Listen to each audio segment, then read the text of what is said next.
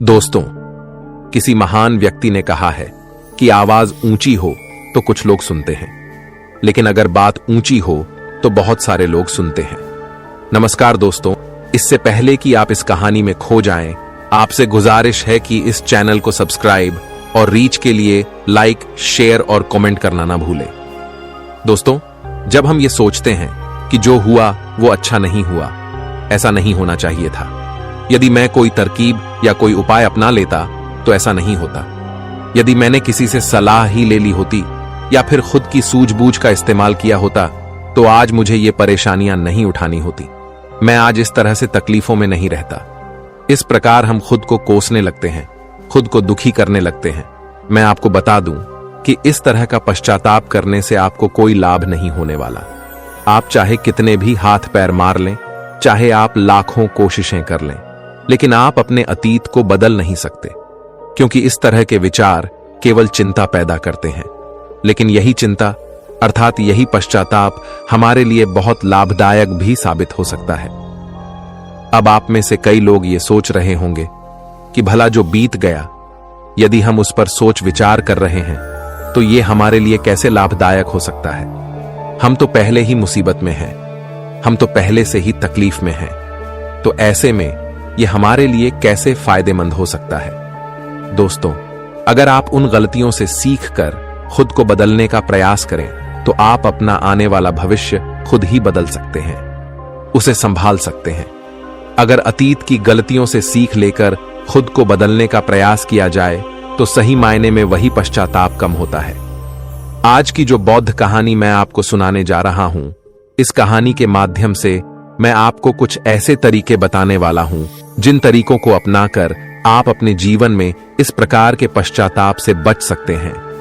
आप अपनी अतीत की गलतियों को भुलाकर अपने आप को एक नया इंसान बन सकते हैं। जो लोग खुद पर संदेह करते हैं, जो अपने ही विचारों में उलझे रहते हैं, जिन्हें उनकी अतीत की गलतियां परेशान करती रहती हैं, उनके लिए ये एक वरदान साबित हो सकता है। एक समय की बात है, एक नगर में एक युवक रहता था जो अपने कर्मों से बहुत परेशान था। उसने 30 साल बहुत मेहनत की, लेकिन उसके बाद भी उसे अपने कर्मों का फल नहीं मिला, जिस कारण वह अंदर से बहुत निराश हो चुका था। वह अंदर से पूरी तरह से टूट चुका था, जिस कारण उसने संन्यास ग्रहण कर लिया। उसने सोचा कि मैं अपने संसारी जीवन में तो कुछ ना कर सका, लेकिन मैं अपने सन्यासी जीवन में अवश्य कुछ ना कुछ प्राप्त करके ही रहूंगा। मैं सत्य की खोज किसी भी कीमत पर करके ही रहूंगा। देखते ही देखते करीब 5 वर्ष बीत गए, लेकिन अब तक उसका अपने मन पर कोई नियंत्रण नहीं था। जब भी वह भिक्षा मांगने किसी नगर में जाता और वहां पर यदि उसकी नजर किसी सुंदर स्त्री पर जाती तो उसके मन में कामुक विचार उठने लगते थे। और जब भी वह शांत होता और अकेले कहीं पर बैठता तो उसे खुद पर क्रोध आता, उसे खुद पर पश्चाताप होता, और तब वह यह सोचता कि आखिर मैं सन्यासी क्यों बन गया। जब मैं अपने मन पर नियंत्रण ही नहीं पा सकता तो मेरे इस सन्यासी जीवन का क्या फायदा। इससे तो अच्छा होता कि मैं किसी अच्छी और सुंदर स्त्री से विवाह कर लेता, पैसे कमाता और अपना घर परिवार संभालता। हो सकता था कि मेरे अपने बच्चे भी होते, लेकिन मैं भी कितना बेवकूफ हूं। मैंने अपने सारे सुख त्याग दिए और ना जाने क्यों मैं इन जंगलों में आ गया, ना जाने क्यों मैंने सन्यास ग्रहण कर लिया। इसी प्रकार के कई सारे विचार उसके मन में उठने लगे थे और इन्हीं विचारों के कारण उसके मन में नकारात्मकता पैदा होने लगी थी, जिस कारण वह छोटी छोटी बातों पर क्रोधित हो जाता। वह अपने आप को कोसने लगता। जब भी वह किसी सफल सन्यासी को देखता तो उसके मन में जलन पैदा होने लगती और वह उन्हें नीचा दिखाने के लिए हर मुमकिन प्रयास भी करता। इसी प्रकार के कई तरह तरह के विचार उसे परेशान करने लगे थे और अब वह और भी ज्यादा चिंतित रहने लगा था। उसने खाना पीना पूरी तरह से त्याग दिया था। एक दिन रात्रि के वक्त वह आश्रम के बाहर बैठकर रो रहा था और रोते रोते उसने यह तय किया कि वह अपना जीवन समाप्त कर देगा। यह सोचकर वह आश्रम से निकल गया और एक पर्वत की चोट पर चला गया। रोते रोते वह यह सोच रहा था कि मैं चाहकर भी अब अपनी पुरानी जिंदगी में वापस नहीं लौट सकता, क्योंकि मैंने सबके सामने सन्यास ग्रहण किया है। और एक बार सन्यास ग्रहण करने के बाद इंसान का घर परिवार सब कुछ छूट जाता है। ऐसा सोचता हुआ वह उस पर्वत से नीचे की ओर देख रहा था। उसकी आंखों से आंसू बह रहे थे, लेकिन अब भी उसके मन में तरह तरह के विचार उत्पन्न हो रहे थे। वह अब भी यही सोच रहा था कि यदि मैंने अपने जीवन में सही निर्णय लिए होते तो आज मुझे यह दिन ना देखना होता। रोते हुए अपने कदम आगे बढ़ाने ही वाला था कि तभी उसे एक आवाज सुनाई दी। कोई उसे चिल्लाकर यह कह रहा था, भंते, रुक जाओ, जहां छोड़ कर जा रहे हो वापस वहीं से शुरुआत करनी होगी, इसलिए एक बार फिर सोच लो। यह आवाज सुनकर वह सन्यासी रुक गया। उसने पीछे घूमकर यहां वहां देखा, लेकिन उसे वहां पर कोई भी दिखाई नहीं दिया। तभी उसने जोर से चिल्लाकर कहा, कौन हो तुम? तभी उसकी नजर एक बूढ़े बौद्ध भिक्षु पर गई और उन्हें देखकर वह सन्यासी और भी क्रोधित हो उठा और कहने लगा, कौन हो तुम और मुझे क्यों रोकना चाहते हो? तभी वह बूढ़ा बौद्ध भिक्षु उस सन्यासी से कहता है, भंते, मैं तो बस इतना ही कह रहा हूं कि तुम जहां छोड़कर जा रहे हो तुम्हें वापस वहीं से शुरुआत करनी होगी, इसलिए निर्णय लेने से पहले एक बार फिर सोच लो, कहीं तुम फिर से गलत निर्णय तो नहीं ले रहे। तभी वह सन्यासी क्रोधित होकर उन बौद्ध भिक्षु से कहता है, आपको क्या लगता है कि मैं बार बार यही गलतियां करूंगा? मैं मानता हूं कि मैंने अनजाने में गलतियां की हैं, और इसका मतलब यह नहीं है कि बार बार मैं यही गलतियां दोहराते रहूंगा। मैंने अपनी गलतियों से बहुत सीख ली है, लेकिन अब मैं उन गलतियों को ठीक नहीं कर सकता। अब मैं उन्हें बदल नहीं सकता, इसलिए मैंने बहुत सोच समझकर यह फैसला लिया है। उस सन्यासी की यह बात सुनकर वह बूढ़ा बौद्ध भिक्षु जोर जोर से हंसने लगा और उस सन्यासी से कहता है, भंते, अतीत की गलतियां कोई नहीं सुधार सकता, क्योंकि बीता हुआ समय कभी लौटकर नहीं आने वाला। हां, वे लोग मूर्ख होते हैं जो यह कहते हैं कि वे लोग अतीत को बदल सकते हैं। उनसे ज्यादा अज्ञानी इस दुनिया में दूसरा और कोई नहीं हो सकता, क्योंकि जब तुम समय को वापस नहीं घुमा सकते तो तुम अपनी अतीत की गलतियों को भला कैसे बदल सकते हो? लेकिन जो लोग समझदार हैं, जो लोग ज्ञानी हैं, वे लोग यह बात बहुत अच्छी तरह से जानते हैं कि जीवन में गलतियां करना कितना जरूरी होता है। गलतियों के कारण ही तो हम सीख पाते हैं, अपनी गलतियों से समझ पाते हैं और अपने भविष्य को बेहतर बना पाते हैं। आगे वह बूढ़ा बौद्ध भिक्षु उस सन्यासी से कहता है, भंते, जब तक तुम्हें खुद की कमियों का ही पता नहीं होगा तब तक तुम अपने आप को बेहतर कैसे बना सकते हो? और हमारी कमियां तो सिर्फ हमारी गलतियों से ही पता चलती हैं। आगे वह बूढ़ा भिक्षु उस सन्यासी से कहता है, हर माता पिता अपने बच्चों को बहुत ही प्यार दुलार से पालते हैं। वे उन पर कभी कोई आंच नहीं आने देना चाहते। वे यह नहीं चाहते कि उनका बच्चा कभी कोई गलतियां करे और उसे कोई तकलीफ हो, लेकिन वह यह भूल जाते हैं कि जीवन एक युद्ध का मैदान है, जहां हम खुद अपनी गलतियों से सीखते हैं और एक योद्धा बनते हैं। और जो यह सोचता है कि वह अपने जीवन में कभी कोई गलती ही नहीं करेगा, तो इसका अर्थ यह हुआ कि वह कभी भी जीवन के इस रण क्षेत्र में हिस्सा ही नहीं लेना चाहता। और जो कोई भी इस युद्ध में हिस्सा नहीं लेता, वह अपने जीवन में कभी कुछ नया नहीं कर पाता, ना ही वह अपने जीवन में कुछ सीख पाता है। वह तो केवल वही करता है जो उसे सिखाया गया है। और जो व्यक्ति इस युद्ध भूमि में हिस्सा लेता है, वह यह अच्छी तरह से जानता है कि उसे कई बार गिरना होगा, कई बार संभलना होगा, लेकिन उसे रुकना नहीं है, बल्कि उसे चलते रहना है, क्योंकि जीवन चलते रहने का नाम है। इस पर वह सन्यासी और भी क्रोधित हो उठता है और बौद्ध भिक्षु से कहता है, आखिर तुम कहना क्या चाहते हो? तुम इस तरह से मेरा समय व्यर्थ कर रहे हो। जो भी कहना है जल्दी कहो, अन्यथा अच्छा नहीं होगा। तभी वह बूढ़ा बौद्ध भिक्षु एक बार फिर मुस्कुराने लगा और उस सन्यासी से कहता है, भंते, आज मैं तुम्हें जीवन के ऐसे 5 तरीके बताने वाला हूं जिनका पालन करके तुम अपने अतीत की गलतियों को अपनी ताकत में बदल सकते हो। आगे वह बौद्ध भिक्षु उस सन्यासी से पूछते हैं, भंते, क्या तुम जानना चाहोगे कि वह 5 तरीके कौन से हैं? यदि तुम जानना चाहते हो तो इसके लिए तुम्हें भी मुझे एक वचन देना होगा। तभी वह सन्यासी कहता है, कैसा वचन? वह बूढ़ा बौद्ध भिक्षु बहुत ही प्रेम से उस सन्यासी से कहता है, बस इतना ही कि तुम अपने मन से आत्महत्या का ख्याल निकाल दोगे। सिर्फ तभी मैं तुम्हें यह 5 बातें बताऊंगा, अन्यथा तुम अपने फैसले पर अटल रह सकते हो। लेकिन याद रखना कि जो गलतियां तुमने पहले दोहराई हैं, हो सकता है कि इस बार भी तुम वही गलती कर रहे हो।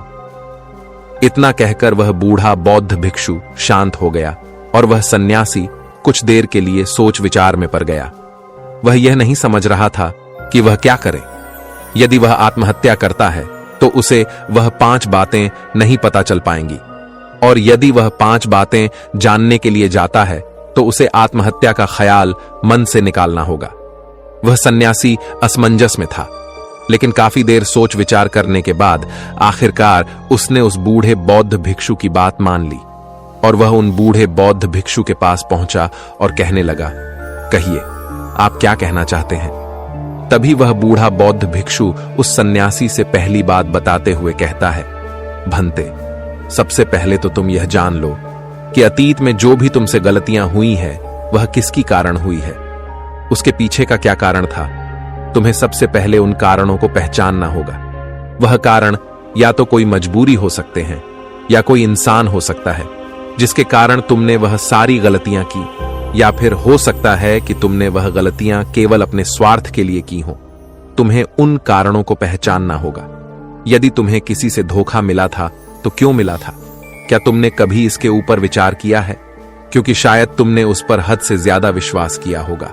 एक बार यदि तुमने उस कारण को समझ लिया और उसे जान लिया तो तुम यह समझ पाओगे कि तुमने कहां कमी रह गई, तुमने कहां पर गलती की। और एक बार यदि तुम अपनी गलती को समझ जाओगे तो तुम उसे सुधार भी सकते हो, ताकि वैसी गलती भविष्य में तुमसे दोबारा ना घटे। आगे वह बूढ़ा बौद्ध भिक्षु उस सन्यासी से कहता है, गलतियां हमें दुख नहीं देती, दुख हमें तब होता है जब हम अपनी गलतियों को बार बार दोहराते हैं, जब हमें इस बात का एहसास होता है कि शायद हम अपनी गलती को अब सुधार नहीं सकते, और शायद हमारे भीतर अब उतना आत्मबल नहीं बचा कि हम उन गलतियों से सीखकर उन्हें सुधार सकें। जब हमें खुद पर संदेह होने लगता है, खुद पर संशय होने लगता है, तब हमें दुख होता है। किंतु एक बार, केवल एक बार यदि तुम यह समझ जाओ कि गलती करके जब हम उससे सीख लेते हैं और उस गलती को सुधारने का हर मुमकिन प्रयास करते हैं, तो हमारे भीतर एक विश्वास जाग उठता है और फिर हमें कभी कोई दुख नहीं परेशान करता। इसीलिए हमें किसी भी गलती के पीछे का कारण जानना बहुत आवश्यक होता है, और इसके लिए तुम चाहो तो खाली बैठकर चिंतन कर सकते हो। यह इतना मुश्किल भी नहीं है। एक बार अगर उस गलती के पीछे की वजह तुम्हें समझ में आ जाए, तब दूसरा तरीका काम आता है। जब हम गलती के पीछे की वजह को जान जाते हैं, उसे समझ जाते हैं, तो उसके बाद हमें खुद से एक सवाल करना चाहिए, और वह सवाल यह है कि गलती करने से पहले हम कैसे इंसान थे, और यह गलती करने के बाद हमारे अंदर क्या परिवर्तन हुआ है। क्या हमने अपनी गलती से कोई सीख ली है या नहीं, और यदि सीख ली तो फिर हमने अपने बारे में क्या क्या जाना। आगे वह बूढ़ा बौद्ध भिक्षु उस सन्यासी से कहता है, भंते, यदि तुम इस प्रकार खुद से सवाल करोगे तो तुम पाओगे कि तुम्हारे जीवन में कुछ नए अनुभव जुड़ गए हैं, और यह अनुभव तुम्हें आगे ले जाएंगे, क्योंकि यह जीवन में आगे बढ़ने के लिए तुम्हारी बहुत मदद करेंगे। तुमने देखा होगा कि जब किसी को जीवन में धोखा मिलता है तो अधिकांश लोग केवल यह सोचते हैं कि आखिर इसमें हमारी क्या गलती थी, लेकिन वह इस वास्तविकता को नहीं देख पाते कि आज तुम्हें धोखा मिला है तो क्यों मिला है। क्योंकि आप एक संवेदनशील इंसान हैं, और जब आप ज्यादा संवेदनशील हो जाते हैं तो ऐसी स्थिति में आपकी संवेदनशीलता ही आपके धोखे का कारण बनती है, और यही आपकी गलती है। और जब आपको अपनी गलती के बारे में पता चल गया तो आपने यह भी सीख लिया कि आपकी गलती थी। अगर तुम एक बार अपने बारे में निरीक्षण करना शुरू करोगे तो अपने बारे में तुम्हें बहुत सी अद्भुत बातें पता चलेंगी, और तब तुम खुद ही आश्चर्यचकित हो जाओगी, क्योंकि तुम खुद के बारे में और अधिक जानने लगोगे। इसलिए खुद का निरीक्षण करना अति आवश्यक है। आगे वह बूढ़ा बौद्ध भिक्षु उस सन्यासी से तीसरी आदत बताते हुए कहता है, तीसरे तरीके में हम खुद से संकल्प करते हैं। हम यह दृढ़ संकल्प बना लेते हैं कि हम भविष्य में दोबारा यह गलती नहीं दोहराने वाले। हां, हमसे कुछ नई गलतियां आवश्यक होंगी, लेकिन यह गलतियां हम जीवन में कभी नहीं दोहराएंगे। आगे वह बूढ़ा भिक्षु सन्यासी से कहता है, भनते, इस संसार में 3 प्रकार के लोग होते हैं। एक वह जो दूसरों की गलतियों से सीखते हैं, दूसरे वह जो खुद की गलतियों से सीखते हैं, और तीसरे वह जो गलतियां करते ही रहते हैं लेकिन कभी अपनी गलतियों से सीख नहीं पाते। तुमने भिन्न भिन्न प्रकार की नदियों को तो देखा ही होगा। नदियों का अर्थ तभी निकलता है जब वह अलग अलग जगह से होकर गुजरा हो। अगर वही नदी एक जगह पर ठहर जाए तो क्या वह नदी कहलाएगी? इसी प्रकार एक इंसान का जीवन भी नई नई गलतियां करने के लिए बना है। इसीलिए एक बार जो तुमने गलती कर दी उसके लिए दृढ़ संकल्पित हो जाओ कि तुम जीवन में वह गलतियां कभी नहीं दोहराओगे। हां, हो सकता है कि तुमसे कोई नई गलतियां हो, लेकिन यदि तुम बार बार वही गलतियां दोहराते हो तो तुम मूर्ख हो। ऐसी अवस्था में तुम में और किसी जानवर में कोई फर्क नहीं रह जाएगा। आगे वह भिक्षु उस सन्यासी को चौथा तरीका बताते हुए कहते हैं, भंते, कई बार तो हमें पहले से ही अपनी गलतियों के होने का एहसास हो जाता है। गलतियां होने से पहले ही हमें उसका आभास हो जाता है कि हमसे गलतियां होने वाली हैं। इसलिए अगर गलती होने से पहले आपको एहसास हो रहा है तो आप बहुत खुशकिस्मत हैं और आप उस गलती को होने से रोक सकते हैं। आपने कभी ना कभी इन संकेतों को महसूस किया होगा, क्योंकि यह ब्रह्मांड हमें संकेत देता है। लेकिन फिर भी हम में से अधिकांश लोग इन बातों को नजरअंदाज कर देते हैं, जिसका परिणाम हमें बाद में भविष्य में भोगना होता है।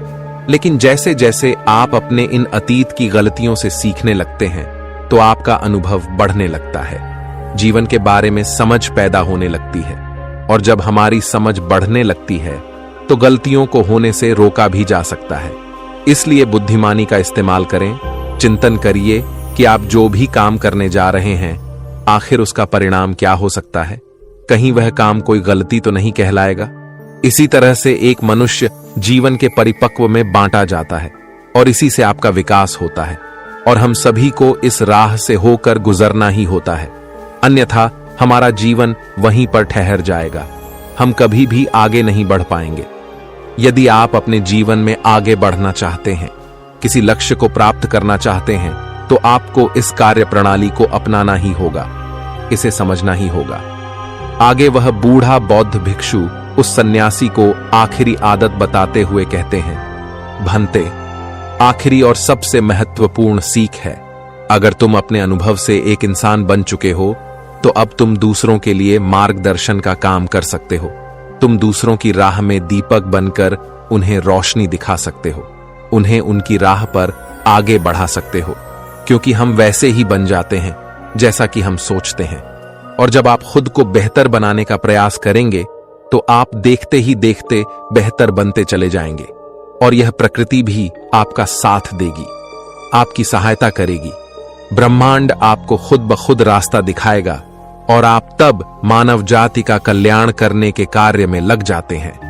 तब वह शास्त्रों में सबसे सर्वश्रेष्ठ कार्य माना जाता है। इससे श्रेष्ठ कार्य तो और कोई हो ही नहीं सकता, जो व्यक्ति समस्त जीव जंतुओं और मानव जाति के कल्याण के बारे में सोचता है।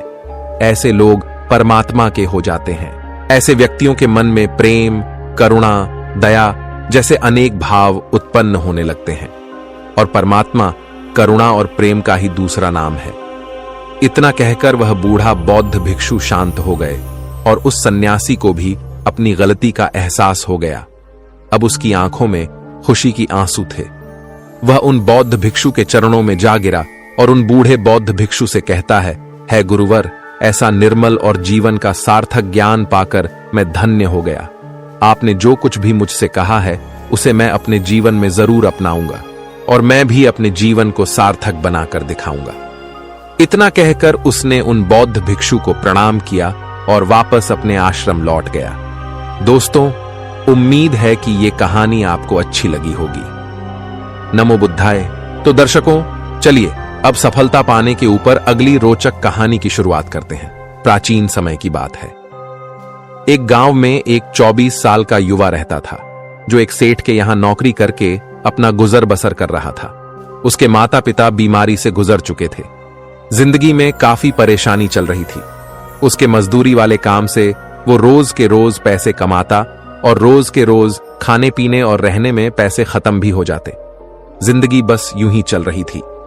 एक दिन उसने देखा कि एक वृद्ध फकीर अपनी पीठ पर 3 बोरे लेकर एक शहर से दूसरे शहर की ओर जा रहा था। वह काफी वृद्ध था और काफी देर से वह यूं ही सफर कर रहा था। कुछ दूर और सफर करने के बाद वह थक कर एक वृक्ष के नीचे बैठ गया। तभी उनकी नजर एक नौजवान युवक पर गई जो उसी रास्ते से जा रहा था, और वह भी उसी दिशा में जा रहा था जिस दिशा में उन फकीर को जाना था। वह युवक उन बूढ़े फकीर के पास से होकर गुजरा। इस पर उस फकीर ने उस युवक से पूछा, सुनो बेटा, क्या तुम मेरी जरा सी मदद कर सकते हो? यह बोरा बहुत भारी है और मैं बूढ़ा हो चुका हूं। मैं ज्यादा समय तक इनका बोझ नहीं उठा सकता और मैं बहुत थक भी चुका हूं। तो क्यों तुम मेरी मदद कर सकते हो? इसके बदले में मैं तुम्हें 3 स्वर्ण मुद्राएं दूंगा। वह युवक उन फकीर की सारी बातें सुनता है और उन फकीर से कहता है, कोई बात नहीं बाबा, मैं आपकी मदद करने के लिए तैयार हूं। कहिए आपको कहां जाना है? ऐसा कहकर उस युवक ने उन फकीर का एक बोरा उठा लिया और अपने कंधे पर ले लिया। तभी उस जवान युवक को यह एहसास हुआ कि यह बोरा तो सचमुच बहुत भारी है। वह युवक और फकीर दोनों रास्ते में आगे की ओर बढ़ चले। कुछ दूर आगे चलने के बाद देखते ही देखते वह गांव खत्म होने लगा और अब एक सुनसान रास्ता आगे की ओर जा रहा था। वे दोनों अपने मार्ग में मस्त होकर आगे की ओर बढ़ रहे थे। वह युवक उन फकीर से कहता है, बाबा, इस बोरे में आखिर ऐसा क्या रखा है जो यह इतनी वजनदार है? इस पर वह फकीर आदमी उस युवक को जवाब देते हुए कहते हैं, कुछ नहीं बेटा, बस इसमें तांबे के कुछ सिक्के भरे हुए हैं, इसी कारण इस बोरे में बहुत वजन है। उन फकीर की यह बात सुनकर वह युवक मन ही मन सोचने लगा कि लगता है ये बाबा जरूर कोई व्यापारी है, तभी तो इतने सारे तांबे के सिक्के लेकर चल रहे हैं। और फिर उसके मन में एक और ख्याल आया कि मुझे क्या करना है? मुझे तो सिर्फ ये बोरा दूसरे गांव तक पहुंचा है, बस इतना ही। जैसे ही उसके मन में यह ख्याल आया, उसने तांबे के सिक्कों का वह ख्याल मन से निकाल दिया और अपनी धुन में मस्त होकर वह आगे की ओर चलने लगा। चलते चलते कुछ और समय बीता और वे दोनों एक नदी के किनारे जा पहुंचे। वह युवा हट्टा कट्टा था और काफी चुस्त और तंदुरुस्त भी था, इसलिए वह बिना सोचे समझे उस नदी में उतर जाता है। किंतु वह फकीर अब भी किनारे पर ही ठहरा था। इस पर वह युवक उन फकीर से कहता है, क्या हुआ बाबा? चलिए आइए, हमें यह नदी पार करनी होगी, तभी तो हम उस गांव तक पहुंच पाएंगे। इस पर वह फकीर उस युवक से कहते हैं, मैं जानता हूं बेटा कि हमें यह नदी पार करनी होगी, लेकिन जैसा कि तुम जानते हो, मैं अब बूढ़ा हो चुका हूं और 2-2 बोरे लेकर मैं यह नदी पार नहीं कर सकता। कहीं मेरा पांव फिसल गया तो क्या होगा? क्या तुम मेरी एक और गठरी ले सकते हो? मैं तुम्हें इसके बदले भी 3 स्वर्ण मुद्राएं दूंगा। इस पर वह युवक मुस्कुराते हुए उन फकीर से कहता है, बाबा, आप मुझे शर्मिंदा कर रहे हैं। यदि आप मुझे स्वर्ण मुद्राएं ना भी दें तो भी मैं आपका कार्य अवश्य करूंगा। मैं आपको उस दूसरे गांव तक जरूर पहुंचाऊंगा। इस पर वह फकीर मुस्कुराते हुए उस युवक से कहते हैं, बेटा, तुम तो बहुत ही भले इंसान लगते हो। इतना कहकर उन्होंने वह दूसरी गठरी भी उस युवक को थमा दी। उस युवक ने जब वह दूसरी गठरी अपने कंधे पर रखी तो वह गठरी भी उसे बहुत ज्यादा भारी लगी, लेकिन उसने वहां पर कुछ नहीं कहा। जैसे तैसे उन दोनों ने नदी पार की। नदी पार करने के बाद बातों बातों में ही उस युवक ने उन फकीर से कहा, बाबा, आखिर इस दूसरी गठरी में क्या है? यह गठरी भी बहुत वजनदार है। इस पर वह फकीर उस युवक को जवाब देते हुए कहते हैं, बेटा, इसमें चांदी के सिक्के हैं, इसी कारण यह गठरी भी बहुत वजनदार है। उन फकीर की यह सारी बातें सुनकर अब उस युवक का दिमाग तेजी से काम करने लगा।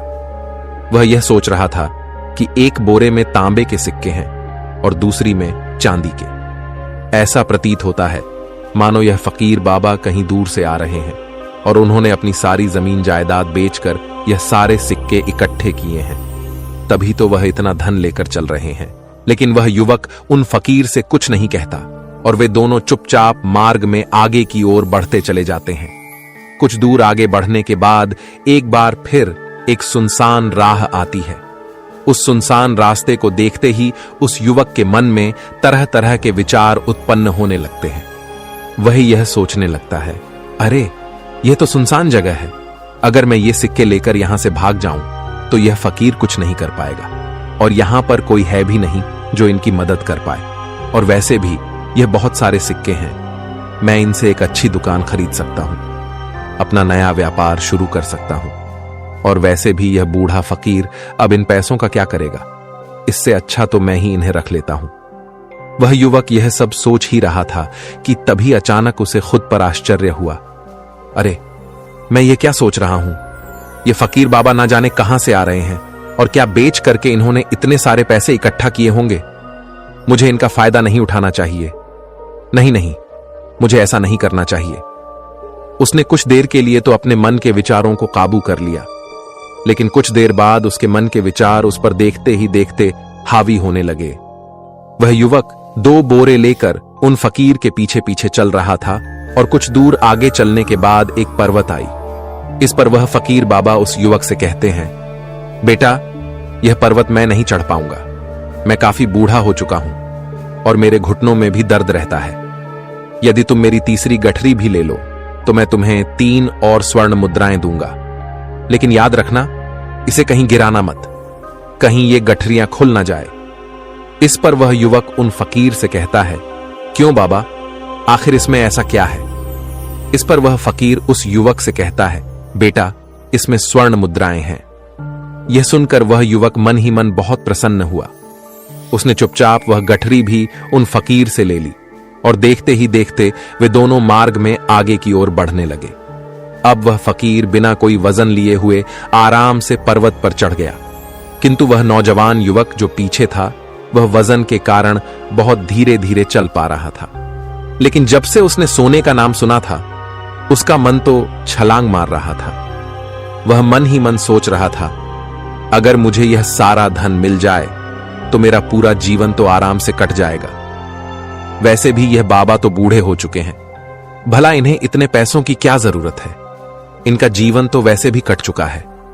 मैं एक काम करता हूं, ये सारे पैसे लेकर यहां से भाग जाता हूं। युवक के मन में अनगिनत विचार उठ रहे थे। उसका मन अब उसकी बुद्धि पर पूरी तरह से हावी हो चुका था और उस युवक का मन अपनी बात को सही साबित करने के लिए कुछ भी कह रहा था। और तभी उस युवक के मन में एक और विचार उत्पन्न हुआ और अब की बार वह युवक यह सोच रहा था कि लगता है यह फकीर बाबा कोई चोर है, वरना इनके पास इतनी सारे स्वर्ण मुद्राएं कहां से आएंगे। अगर यह कोई व्यापारी होते तो भला यह इस तरह से पैदल यात्रा तो नहीं करते, और अगर इनके पास इतने सारे पैसे थे तो यह कोई ना कोई साधन भी तो अवश्य कर सकते थे। लगता है यह कोई चोर है और चोर से चोरी करने में भला क्या बुराई है। यह सोचता हुआ वो युवक अब उन फकीर से तेजी से आगे की ओर बढ़ रहा था और देखते देखते वो फकीर से आगे भी निकल चुका था। और वो यह सोच रहा था कि जैसे ही इस पर्वत की ढलान आएगी मैं तीनों गठरियां लेकर भाग जाऊंगा, इससे यह सारे पैसे मेरे हो जाएंगे और मेरी गरीबी भी हमेशा हमेशा के लिए दूर हो जाएगी। मैं जो चाहूंगा मैं वो कर पाऊंगा, मेरे पास बहुत सारा धन होगा। और देखते देखते वह दोनों पर्वत की चोटी पर पहुंच गए और अब ढलान का रास्ता शुरू होने वाला था। तभी वह युवक उन फकीर से नजरें बचाकर वह तीनों गठरियां लेकर भागता हुआ आगे बढ़ गया। अब उसे अपना शरीर बहुत हल्का महसूस हो रहा था, मानो उसे उन तीनों बोरों का वजन तक न मालूम चल रहा हो। काफी दूर भागते भागते किसी तरह से वह अपने आप को बचते बचाते अपने घर पहुंचा। उसके खुशी का कोई ठिकाना नहीं था। उसने सोचा, क्यों ना मैं जल्दी जल्दी इन गठरियां में से वह सारे पैसे निकाल लूं। यह सोचकर जब उसने गठरियां खोली तो पहली गठरी में उसे लोहे से जंग भरे हुए सिक्के मिले। यह देखकर उसे यकीन नहीं हुआ। उसने फटाफट दूसरी गठरी भी खोल दी जिसमें भी उसे लोहे के जंग लगे हुए सिक्के ही मिले। यह सब देखकर वह युवक बहुत हैरान था। आखिर यह सब क्या हो रहा है? उन फकीर ने तो मुझसे कुछ और ही कहा था। अब उसने वह सोने वाली गठरी खोली और उसमें भी लोहे के जंग लगे हुए सिक्के ही निकले। यह देखकर वो युवक बहुत क्रोधित हुआ। उसने सोचा, उन फकीर ने मुझसे झूठ क्यों कहा? उन्होंने मुझसे ऐसा क्यों कहा कि एक में तांबे के सिक्के हैं, एक में चांदी के और तीसरे में स्वर्ण मुद्राएं हैं। वह यह सब सोच ही रहा था कि तभी उसकी नजर उस थैले में रखी एक पत्र पर गई। उसने वह पत्र उठाया और उस पत्र में लिखा था, यह पूरा नाटक ईमानदार व्यक्ति की खोज करने के लिए रचा गया है और मैं इस राज्य का राजा हूं। मेरी कोई संतान नहीं और इसीलिए मैंने यह षड्यंत्र रचा है ताकि मैं अपने राज्य में किसी एक ऐसे ईमानदार व्यक्ति की खोज कर सकूं जो मेरे बाद इस राज्य का राजा बन सके और इस राज्य भार को संभाल सके, जो पूरी तरह से ईमानदार हो, जिसके मन में किसी प्रकार का कोई लालच ना हो। इतना पढ़ते ही वह युवक जोर जोर से चिल्लाने लगा। वह यह जानता था कि यदि वह अपने मन के विचारों पर काबू कर लेता तो उसका जीवन संवर सकता था, लेकिन वह अपने मन के विचारों पर काबू नहीं कर पाया। दोस्तों, महात्मा बुद्ध कहते हैं कि मन ही सब कुछ है। आप जो सोचते हैं वही बनते हैं। इसलिए आपका सबसे दिग्गज दुश्मन भी आपको उतना नुकसान नहीं पहुंचा सकता जितना कि आपके मन के यह अनियंत्रित विचार पहुंचा सकते हैं। महात्मा बुद्ध कहते हैं, अपने भीतर ध्यान से देखो। हमारे भीतर जो विचार चल रहे हैं वही विचार शब्द बनते हैं और शब्द कर्म के रूप में प्रकट होते हैं। बार बार दोहराने पर कर्म बर्ताव में बदलता है और धीरे धीरे समय के साथ बर्ताव चरित्र में परिवर्तित हो जाता है और यही चरित्र हमारे भाग्य का निर्माण भी करता है। इसलिए हमें हमेशा अपने विचारों के प्रति सजग होना बहुत आवश्यक है। हमें जागरूक होना बहुत आवश्यक है। हमें यह जानना जरूरी है कि हमारे मन में किस प्रकार के विचार आ रहे हैं। आगे महात्मा बुद्ध कहते हैं कि कमजोरी हमेशा छोटे विचार से शुरू होती है। यह एक बीज के रूप में होती है और यदि इस बीज को नष्ट ना किया जाए तो यह छोटा सा विचार बहुत जल्द ही एक विशाल वृक्ष का रूप ले लेता है और हमारी बुद्धि की सोचने और समझने की क्षमता को पूरी तरह से नष्ट कर देता है। जिस प्रकार आपने इस कहानी में देखा कि किस प्रकार उस युवक का मन उस पर हावी हो चुका था और उसकी सही और गलत सोचने की क्षमता पूरी तरह से नष्ट हो चुकी थी, जिस कारण वह यह समझ नहीं पाया कि उसे क्या करना चाहिए और उसके लालच ने उसके भीतर इतनी ऊर्जा भर दी कि वह तीनों बोरे उठाकर इतनी तेजी से वहां से भागता आगे भी बढ़ गया। इसीलिए जब आपके मन में पहली बार कोई गलत विचार उत्पन्न हो तभी उसे खत्म कर देना चाहिए, अन्यथा वह विशाल वृक्ष का रूप लेगा और आपको किसी न किसी गलत राह पर ढकेल ही देगा। आप चाहकर भी उसे रोक नहीं पाएंगे। लेकिन अब आपके मन में यह प्रश्न उठ रहा होगा कि हम भला अपने मन के विचारों को कैसे नियंत्रित करें। हमारा मन तो इतना चंचल है, वह इतना शक्तिशाली है कि वह हम पर हावी हो ही जाता है। हम चाहकर भी उस पर नियंत्रण नहीं कर पाते। इसके जवाब में महात्मा बुद्ध हमें दो बातें समझाते हैं। पहली बात, मन के प्रति सजगता विकसित करो, जिससे आपका मन शांत होगा और आपके मन के भीतर बसी हुई वह नकारात्मक ऊर्जा, नकारात्मक विचार खत्म होने लगेंगे और आप शांति की ओर आगे बढ़ेंगे। और आपको इसके लिए बस इतना ही करना है कि